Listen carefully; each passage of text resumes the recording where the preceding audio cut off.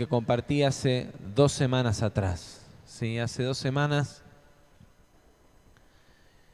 comencé con este mensaje que titulamos 4 desafíos para la cosecha. ¿Sí? ¿Cuántos escucharon la primera parte del mensaje? A ver. Bueno, yo recomiendo que si hay gente que no lo escuchó, vean si hay boletines atrás, si no, lo piden, les mandamos el texto, sería bueno que no se pierdan de leerlo. Creo que ese domingo estábamos con un problema técnico y creo que no tenemos, se quemaron justo unas placas de sonido y me parece que no están las grabaciones, pero sí, si quieren pueden tener el texto, sería bueno que lo puedan leer, porque se van a quedar si no con medio mensaje, ¿sí? Y el mensaje de ese domingo tiene que ver con lo que estamos hablando ahora, ¿sí? Domingo anterior hablamos de 2 de estos 4 desafíos que tienen que ver, digo yo, más con la preparación, con la disposición, ¿sí? Con mi actitud, con los requisitos que debo cumplir para participar de la misión, de la cosecha, ¿sí? Y estos 2 desafíos son consagración y compromiso, ¿sí? Consagración y compromiso. Y bueno, trabajamos bastante ese domingo y hubo decisiones muy profundas, ¿sí? Sobre todo en lo que tiene que ver con la consagración, que involucra una palabra, un concepto, pero que más que un concepto tiene que ser una actitud de vida, que es la santidad, ¿sí? Consagración, santidad. Y de ahí compromiso, ¿sí? Compromiso con una actividad, no hablamos del compromiso de venir a orar y no fallarle a Juana que después se tenga que quedar hasta lo de la mañana porque no vinieron los que estaban en el calendario. Hablamos de mucho más que eso, ¿sí? Lo incluye, sin lugar a dudas, porque cuando uno está comprometido, asume todas las responsabilidades en función de ese compromiso, ¿sí? Pero tiene que ver con un compromiso con Dios, con el llamado, con el tiempo que Dios ha establecido, con lo que Dios quiere hacer e involucra toda mi vida. Y no es menor, ni es inferior, ni es diferente los 2 desafíos de los que vamos a hablar hoy, que tienen que ver más con la acción, ¿sí? Los otros tenían que ver más con la disposición, con mi preparación, aunque incluyen acción, siempre incluyen un hacer, un moverse, un actuar, pero tienen que ver más con lo que yo necesito trabajar en mi vida, ¿sí? Resolver en mi vida para lo que viene ahora, que son 2 desafíos de acción. Uno, el primero es testimonio y el segundo, o el cuarto, si lo llamáramos tercero y cuarto de los 4, ¿sí? Es generosidad. Yo quiero que me acompañen en la lectura ahí de Romanos capítulo 10, versículos 14 y 15, que dice así: ahora bien, ¿cómo invocarán a aquel en el cual no han creído? ¿Y cómo creerán en aquel de quien no han oído? ¿Y cómo oirán si no hay quien les predique? ¿Y cómo predicarán si no son enviados? Como está escrito, cuán hermosa es la llegada de los que anuncian la paz, de los que anuncian buenas nuevas.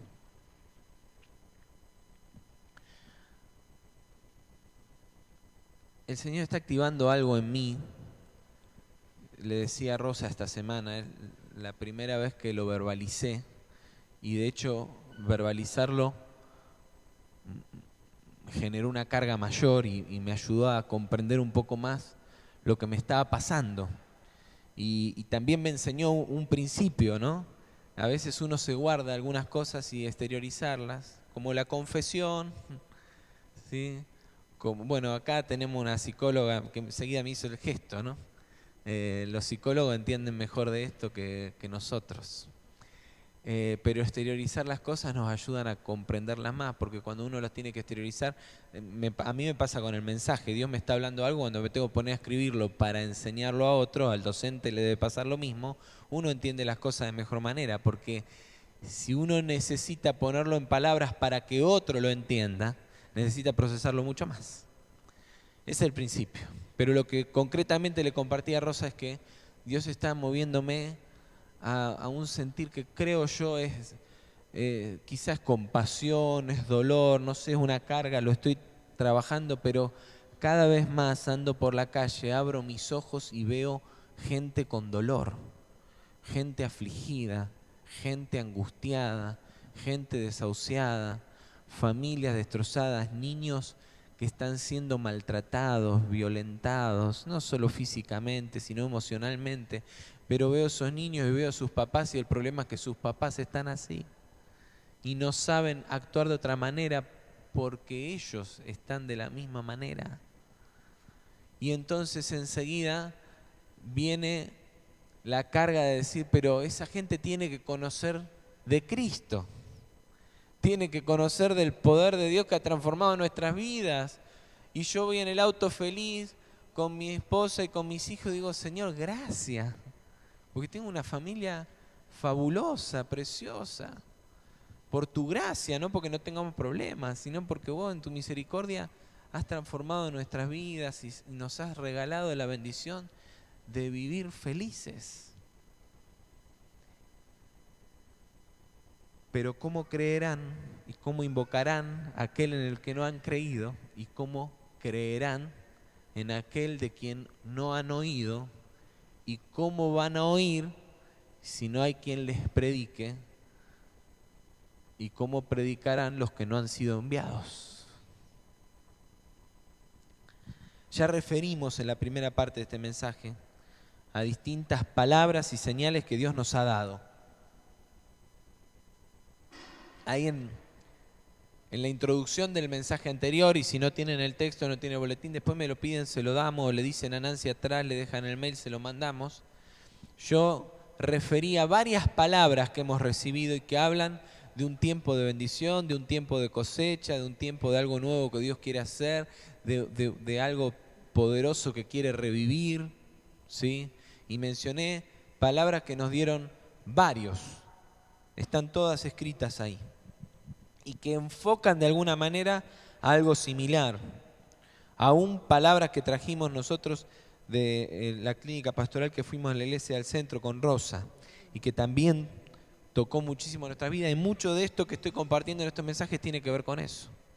Y entonces Dios está estableciendo este tiempo, lo está marcando como un tiempo de cosecha, como un tiempo en el que empieza a haber fruto de Dios para cosechar. Pero una vez más también nos encontramos frente a un desafío que también mencionamos en el mensaje anterior y que tiene que ver un poquito con el mensaje que nos predicara el pastor Daniel González en la primera reunión el viernes cuando estuvo acá, ¿sí? Porque nos enfrentamos a un tiempo especial de oportunidades de parte de Dios, pero eso no significa que nosotros vamos a estar incluidos en ese tiempo de Dios. Dios puede traer un tiempo, y puede invitarnos, de hecho, a que seamos parte de ese tiempo, pero nos podemos encontrar con que no estamos incluidos. Para esto tenemos que repensar este concepto clave, y es que llamado no es igual a escogido. Y la verdad es que esa enseñanza de un pasaje que leímos tantas veces, a mí me quedó muy grabado. Porque además creo que es una palabra con la que Dios nos está confrontando en este tiempo. Entendemos muchísimo en esta congregación, conceptualmente, todos los llamados, toda la palabra de Dios, cómo Dios se quiere mover. Y alguien nos dijo, y nos dice mucho, y nos lo dijeron ahora en el retiro de nuevo, somos gente que le gusta pensar, que le gusta debatir, que le gusta discutir, reflexionar las cosas. Reflexionamos sobre todo muchísimo, pero con la reflexión y la comprensión no nos van a escoger. Si nosotros no transformamos eso en acciones concretas que nos capaciten y nos califiquen para ser escogidos, nos quedamos afuera del tiempo que Dios quiere traer. Y yo creo que el tiempo de la cosecha viene. He hablado con otros pastores, estoy leyendo todo lo que ha pasado en estos 40 días en la Argentina. Y hay una convicción plena de que viene una ola de crecimiento de la iglesia. Y que Dios quiere traer una cosecha. ¿Por qué? Porque la gente está necesitada de Dios. Le contaba a Rosa que tengo ya en mente un mensaje. Iba a incluir algo de eso acá, pero lo quiero trabajar un poquito más. Porque de pronto digo, he escuchado congresos que hablan del igle crecimiento, pero pocas veces he escuchado congresos que hablen del igle sembradío o del igle regadío. Porque Pablo dijo que él sembró y que Apolo regó, pero el crecimiento, ¿quién lo da? Lo da Dios.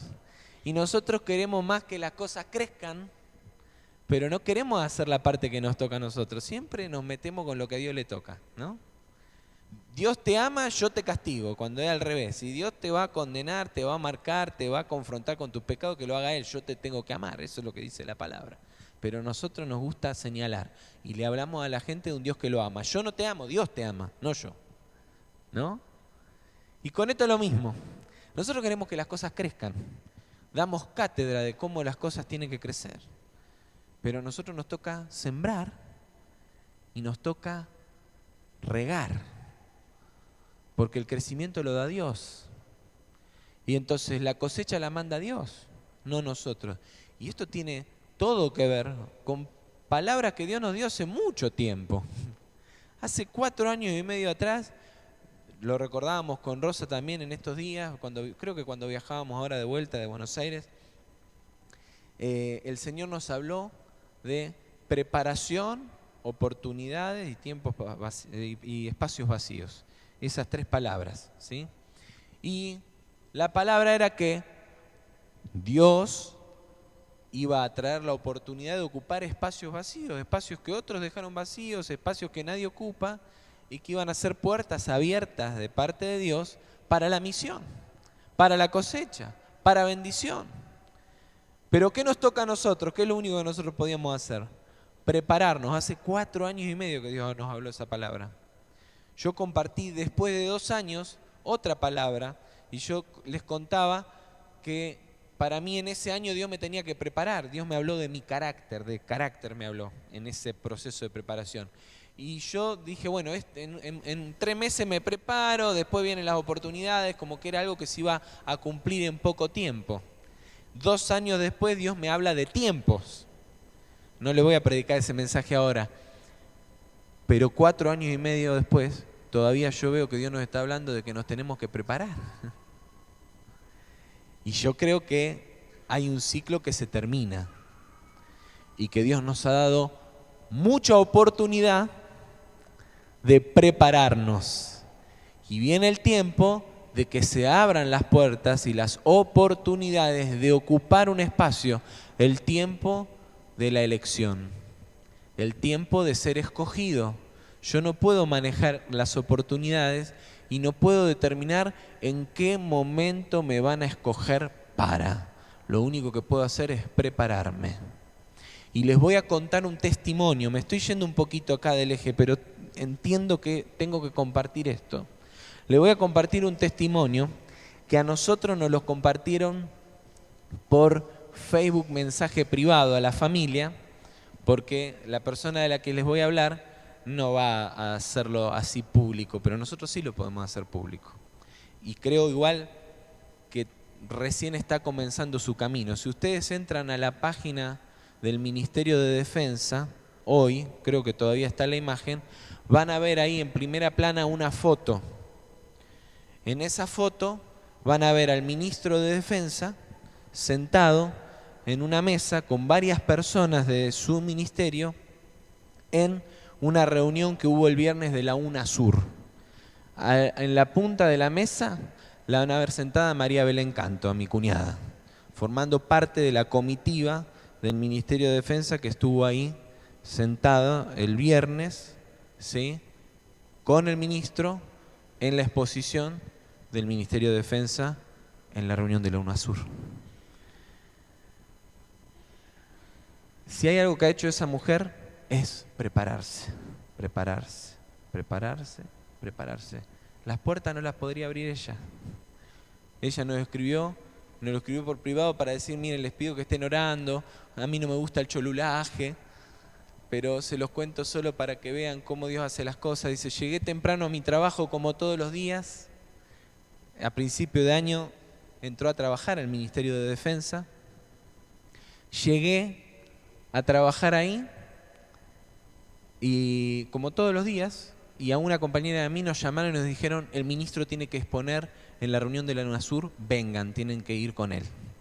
Y estuvieron con el ministro la saludó, charlaron con él y se sentaron a la mesa. Pero hace 4 años y medio que está en Buenos Aires.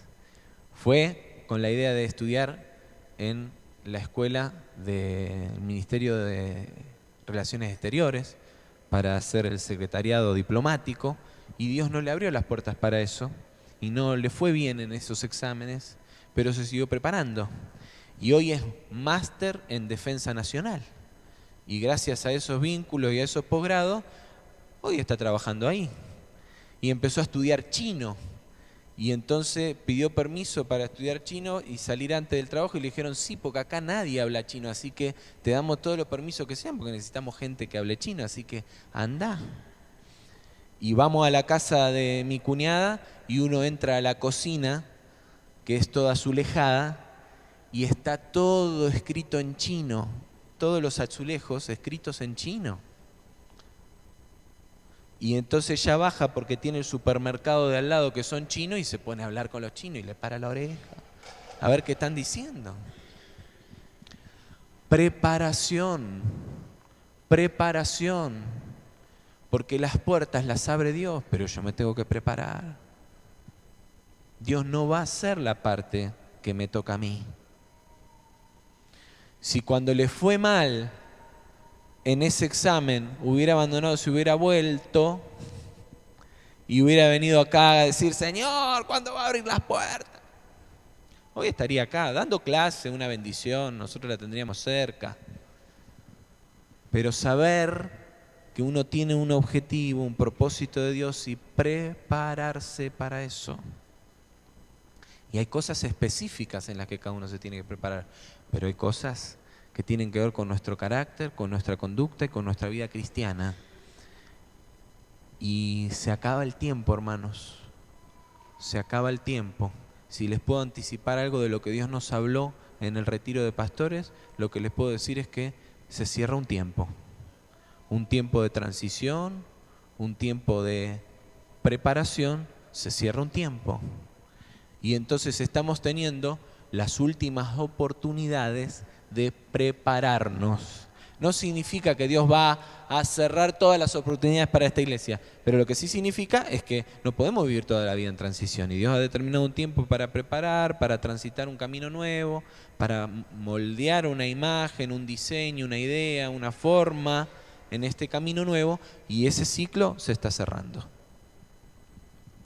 Y entonces, en estos 4 desafíos, este tercero es el testimonio.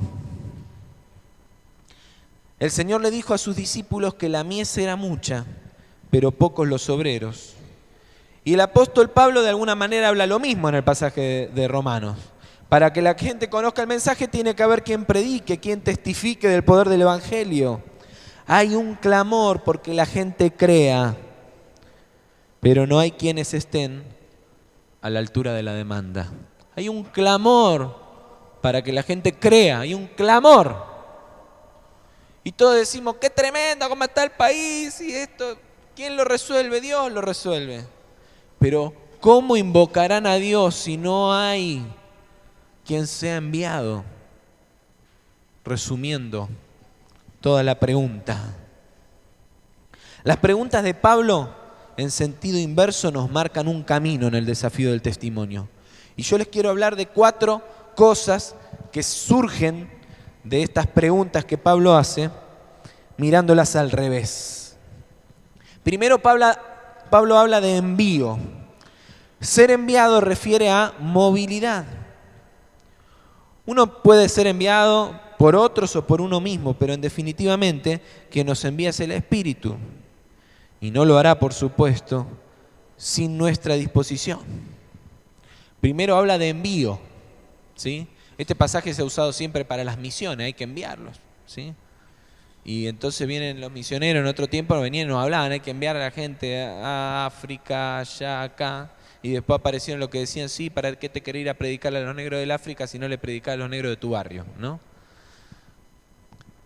El envío no tiene que ver con distancia y no tiene que ver con que alguien te ponga plata, no tiene que ver con que alguien haga algo más que vos decidas, me quiero mover.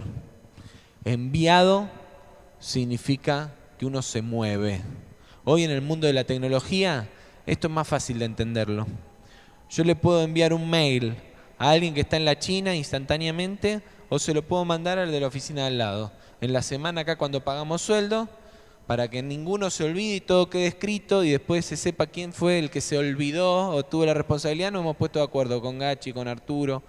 Vamos a firmar una transferencia, me mandan un mail. Y yo la firmé y les mando el mail. Y nos estamos viendo, nos estamos cruzando, me están contando, che, te estoy mandando el mail para que firme la transferencia, pero me mandan el mail. Enviado, de una oficina a la otra. No se trata de distancias, se trata de una decisión, de una actitud, de algo que se tiene que mover. Si no nos movemos de donde estamos, no podremos ser testigos. Si no salimos primero de nuestro lugar de comodidad, no afectamos a nadie. Tenemos que salir del lugar de la pasividad, nos tenemos que mover, nos tenemos que enviar. Nos tenemos que enviar. Si no hay enviado, no hay predicación. Porque encerrado en mi casa, no afecto a nadie. Encerrado en las 4 paredes de este templo, la iglesia, la congregación, no afecta a nadie. Nos tenemos que enviar. No, pero si yo laburo en la calle todos los días. Sí, pero ¿a qué saliste enviado todos los días? ¿A laburar o a ser un testigo de Cristo? Podés hacer las 2 cosas a la vez, ¿eh? Pero tenés que decidir qué es lo que se mueve cada mañana cuando te levantás. Si lo que se mueve es un laburante que tiene que llegar al laburo, que está repodrido de trabajar, que es un garrón, que voy a ir a enfrentar problemas, o lo que se mueve es el testigo de Cristo que sale a testificar. Si no nos movemos, no va a haber invocación. Lo segundo es predicación, porque no basta solo con moverse. Podemos ser mudados, pero seguir mudos. Podemos ser mudados, pero seguir mudos. Podemos movernos, pero no hablar. Entonces no basta solamente con decir, bueno, no, yo quiero, me voy a mover. Eso hacemos cada vez que pasamos al frente y decimos, Señor, yo me comprometo. Pero la gente sigue sin escuchar. Y no necesariamente la predicación tiene que ser con palabras, ¿sí? Ahí yo refiero a esa frase famosa de San Francisco de Asís, predica el Evangelio en todo el tiempo, si fuera necesario usa palabras. No siempre la predicación es con palabras, diríamos que casi nunca es con palabras, que la predicación más efectiva no necesita palabras. Y saquémosle esta cuestión del Evangelio. Para que en tu casa sepan que vos los amás. ¿Los llenás de palabras? ¿Les hablás mucho y los convencés de que los amás? Tus seres queridos a los que amás mucho, ¿te hablan todo el tiempo y por eso entonces te convencen y los terminás amando? Sin lugar a duda que no. Te aprenden a conocer, conocen tu intimidad, conocen tu corazón, aprenden a valorarte y comienzan a amarte y deciden amarte. Y así haces vos también. Esto es exactamente lo mismo. Predicar es desnudar a Cristo en nuestras vidas, mostrarlo a Él y que la gente pueda palparlo, pueda conocerlo y pueda decir, yo quiero eso que fluye de tu vida. Si no dejamos que el poder de Dios se manifieste a través de nuestra vida, no hay predicación. El tercer concepto que vierte Pablo en las preguntas es oír. Claro es que la audición tiene mucho que ver con el que escucha, pero también tiene mucho que ver con el que envía el mensaje. ¿Sí? Nosotros podemos poner toda nuestra atención en oír bien, pero si los baffles no funcionan bien y el sonido que tenemos no anda bien, no oímos nada. Anoche fue un trabajito, ¿eh?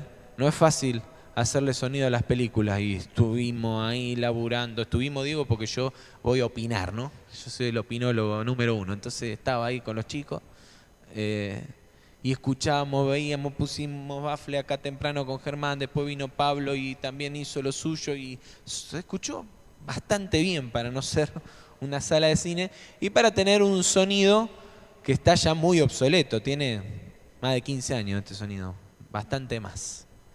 Estamos hablando de que tendríamos que mejorarlo. Si el sonido no es bueno, si los que enviamos el mensaje no hablamos claro, los que quieran escuchar, por más que quieran escuchar, no entienden. Entonces, tiene que haber disposición del que oye sin lugar a dudas, pero les garantizo que disposición hay. Pero la gente quiere escuchar un mensaje claro, no ruido.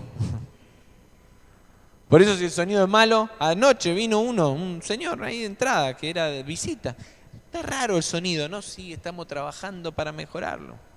Y claro, porque la verdad que está buenísimo, me elogió todo el salón, todo está excelente, dice. Pero si el sonido no funciona, así me la dijo de corta el hombre. Entonces él vino chocho a ver la película, le encantaba la idea, le gusta la propuesta cultural, me parece que esto está buenísimo, ustedes tienen que abrir más este lugar. Todo eso me dijo. Pero, che, el sonido, lo están mejorando, bueno, bárbaro. Esperemos que mejore. El tipo estaba dispuesto a escuchar, quería, pero había un problema de ruido que no lo dejaba escuchar. Entonces, si el mensaje no es claro, si no es audible, si no es fácil de descifrar, si está viciado de ruidos, no podrá ser escuchado, ¿no? Esto también tan conocido y hablado de que a veces nos dice no te puedo escuchar porque tus acciones hablan más fuerte que tus palabras. Decimos una cosa, pero vivimos otra. Entonces queremos que la gente escuche lo que le estamos diciendo. Pero a nosotros nos va para triqui, ¿no? Escuchamos uno que está en problemas, che, Dios te puede bendecir, vos tenés que ir a la iglesia, no, Dios te puede bendecir, pero después la gente nos escucha por el otro lado bufando, protestando, quejándonos, ¿no? Quejándonos de la señora, de los señores, de los que gobiernan, de los que no, según el color político cada uno le pondrá su tono, hablando, discutiendo, vociferando, protestando, reclamando y cuántas otras cosas que quizá nos escucharán decir y que mejor no las reproducimos acá. No basta con predicar, nuestro mensaje debe ser claro. Y el último punto es creer. Y esta es sin lugar a dudas una decisión del que escucha. Pero es aquí donde se confirma todo. Es aquí donde se confirma que se ha dado fiel testimonio y donde se prueba la veracidad del mensaje. Porque nadie va a creer si no hay quien predica, pero menos creerán si el mensaje predicado es falso, si no está respaldado por una vida que refleja genuinamente lo que verbaliza. Uno de los principales problemas del mensaje del Evangelio, una de las principales razones por las que hay mucha gente que no cree en el mensaje que predicamos, es justamente porque lo predicamos. Capaz que hoy habría más gente abierta a escuchar el Evangelio si muchos nos hubiéramos callado la boca, porque predicamos una cosa y vivimos otra. Y entonces la gente dice, ¿eso es lo que vos me estás predicando? No, yo en eso no creo. Eso no lo quiero. Quiero algo que transforme mi vida, pero eso, no, gracias, paso.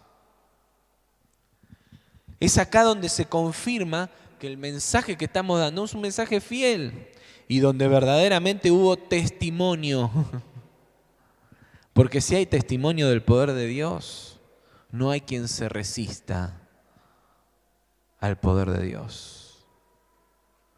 Entonces el desafío nuestro pasa porque nos dispongamos a movernos y a predicar un mensaje con nuestra vida que sea veraz, que sea claro y que sea fiel para que la gente escuche y crea y entonces pueda invocar a Dios. El cuarto y último desafío es el desafío de la generosidad. Lucas 6:38 dice, den y se les dará una medida buena, incluso apretada, remecida y desbordante, porque con la misma medida con que ustedes midan, serán medidos. Este pasaje se usa habitualmente, las veces que yo lo he escuchado, para hablar de dinero. ¿Sí? Te quieren pedir la ofrenda y te meten este pasaje. Entonces te dicen, da una medida buena, apretada, remecida y rebosando. Y no está mal, no digo que esté mal, porque de hecho también con el dinero se aplica este principio y está muy bien. Pero yo creo que, estoy seguro que Jesús está hablando de algo que va mucho más allá del dinero, porque de hecho el contexto del pasaje habla de algo que va mucho más allá. Porque el versículo 37, que es el previo, dice, no juzguen y no serán juzgados. No condenen y no serán condenados. ¿Sí? Habla de otras cosas. Y entonces después suma y dice, dad y se os dará. Con la misma vara que medís, te van a volver a medir.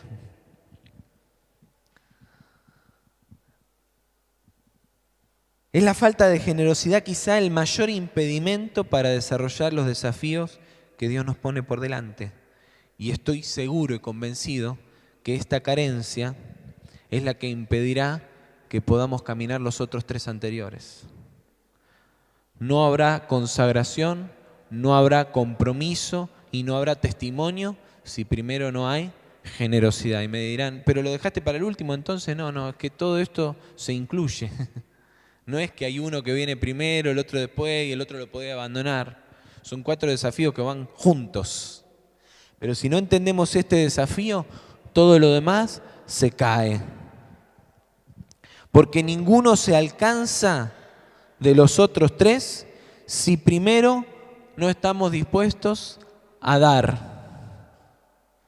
Si no estás dispuesto a soltar, si no estás dispuesto a dar, si no estás dispuesto a ser generoso, no va a haber santidad, no va a haber compromiso y no va a haber testimonio. Porque las 3 cosas necesitan que estés dispuesto a dar. Y como te decía antes, no es solamente dinero. De hecho, para algunos a veces es más fácil dar dinero. Porque das y listo. Pone dinero y ya está. Pero no te involucrás, no te comprometés. Hace falta dar tiempo, hace falta dar afecto, dedicación, hace falta poner las posesiones, hace falta ponerlo todo. Hablábamos ayer con Rosa y decía, gracias a Dios por el auto que nos permitió cambiar. Tiene 1 mes y 5.600 kilómetros encima ya.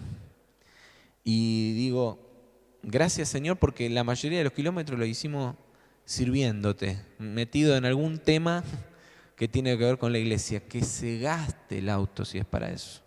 Y yo sé que el Señor nunca me va a dejar faltar.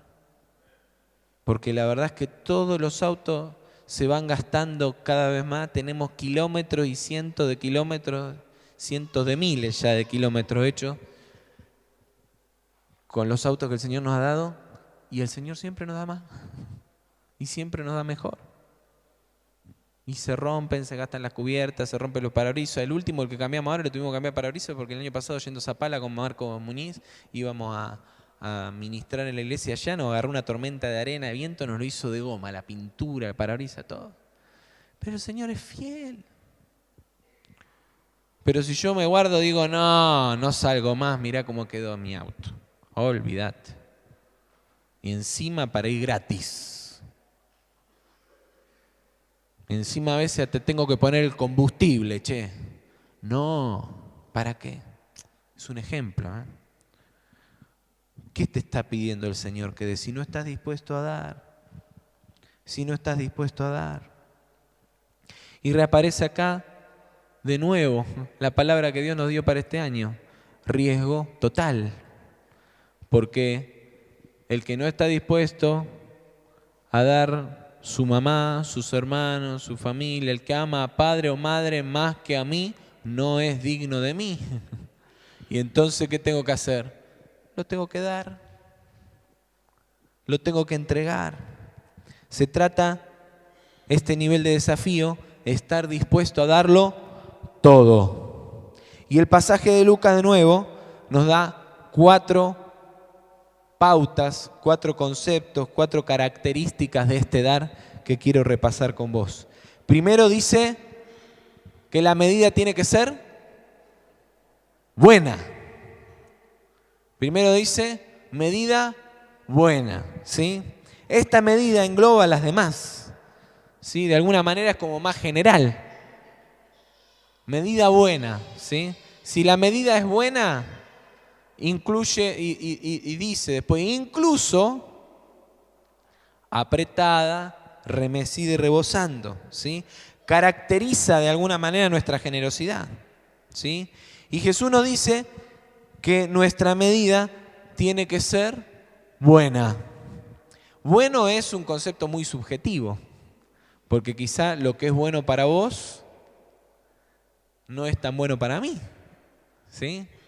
Y de hecho, Jesús le planteó a sus discípulos una lectura diferente de una buena medida de dar, en una historia que también para nosotros es muy conocida, ¿sí? Cuando estaban en el templo y venían todos los poderosos de la iglesia y volcaban sus bolsas de dinero, ¿sí? Y vino esa viejita que puso su monedita, que era todo lo que tenía, y Jesús le dijo, ven, esa señora, ella puso más que todos los otros, porque los otros ponen de lo que les sobra, pero ella en su pobreza dio todo lo que tenía. Entonces la medida buena es una medida subjetiva, sin lugar a dudas,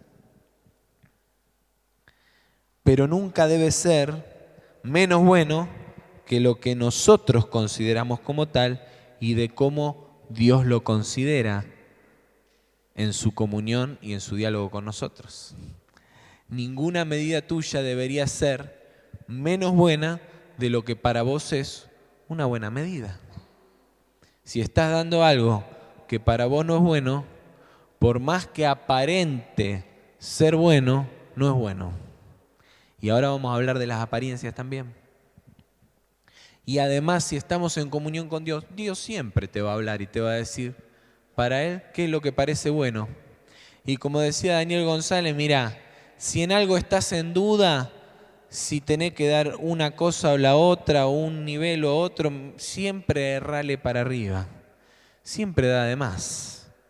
Nunca, si vas a sembrar algo, dinero, tiempo, lo que sea, decir, podría dar 2 o podría dar 3. ¿Qué hago? ¿Doy 2 o doy 3? Y bueno, por las dudas doy 2. Eso es escaso. Generoso es en la duda, doy 3. Porque el que siembra escasamente, escasamente segará. Pero el que siembra generosamente, también generosamente cosechará.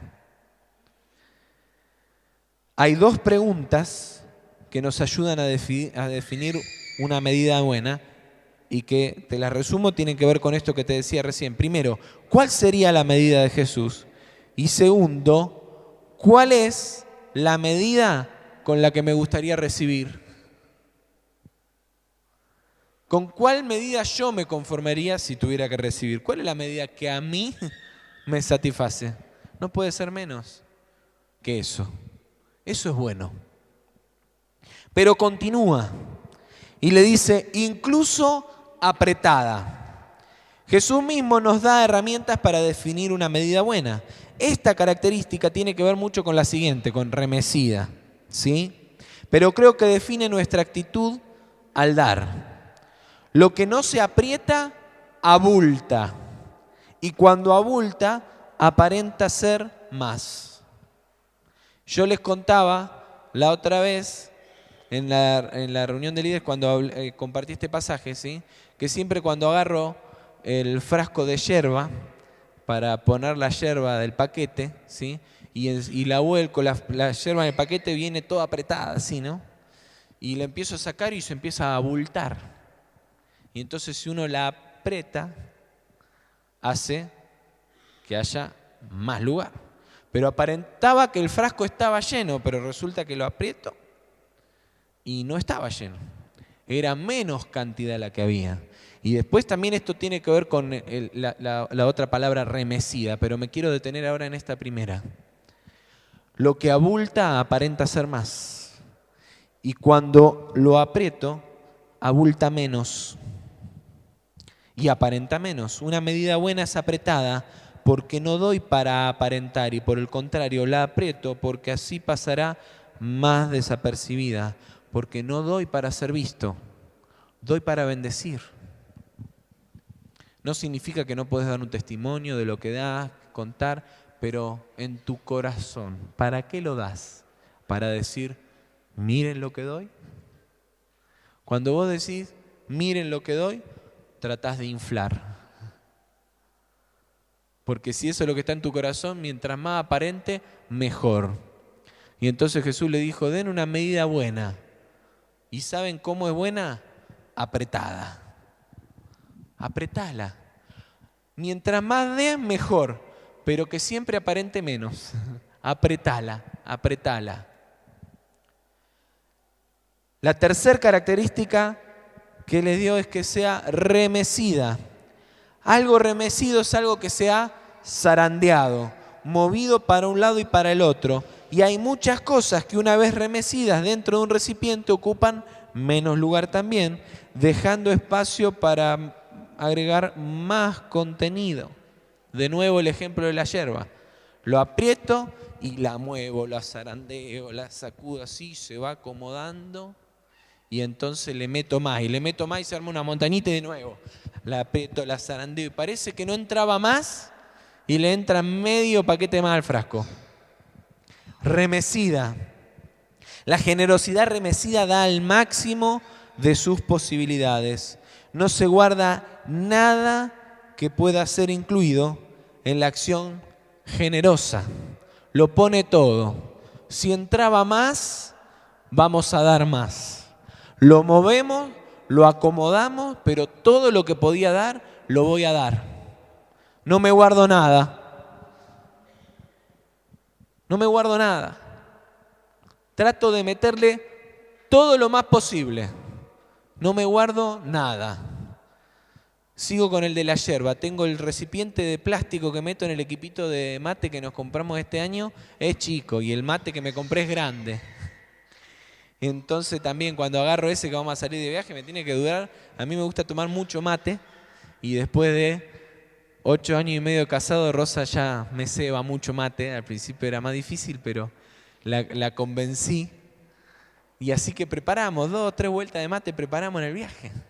Y el mate es grande, entonces le entra mucha yerba. Así que cuando agarro el recipiente, meto más, para que dure más, para que alcance más, para que no falte, para asegurarnos de que todo el trayecto del viaje tengamos la necesidad cubierta. Cuando Dios te llama a dar, de eso se trata, una medida buena, apretada, remecida. No te guardás nada. Lo das todo lo que podés. Y ponés lo más que entre en tu medida de dar, para que no falte. Sabiendo que puede entrar un poco más, no te lo guardes. Sabiendo que hay un poco más de tiempo que le podés dar a tu testimonio, al tiempo con la gente a la que Dios te ha puesto para bendecir, sea dentro de la iglesia, en un ministerio, en una actividad acá, o sea afuera, donde sea. No te guardes lo que Dios te quiere, lo que Dios te está pidiendo que des. Sabiendo que podés dar un poco más de afecto, no seas escaso en tu afecto.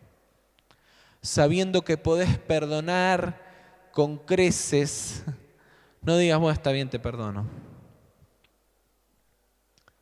No juzguéis para que no sean juzgados. No condenen y no serán condenados. De eso se trata la generosidad. Doy porque en mí está dar. El otro día en la calle vi una persona cruzarle la cara a otra y no saludarlo. Tuve la sensación de que había como una actitud de juicio. Y fue una cosa que vi así en la calle, andando en la calle.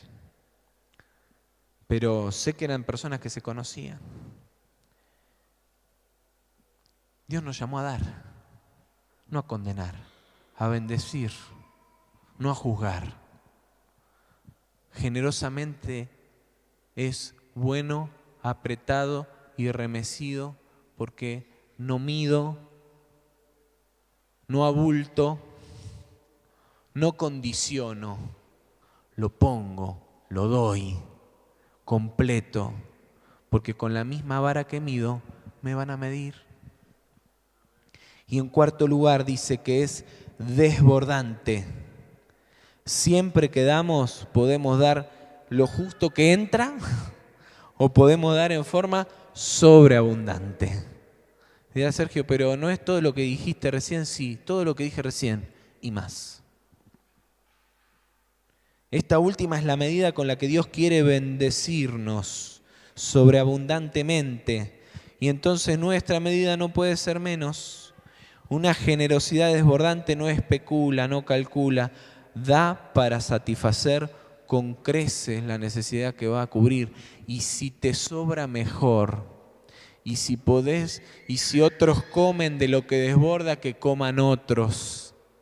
Que desborde la generosidad de tu tiempo, que desborde la generosidad de tu sonrisa, la generosidad de tu abrazo, la generosidad de tu bendición a los que están alrededor tuyo, que desborde tu amor, que desborde el tiempo que dedicas a bendecir a otros, a comprometerte con el testimonio, con la santidad y con el compromiso, que desborde tu santidad.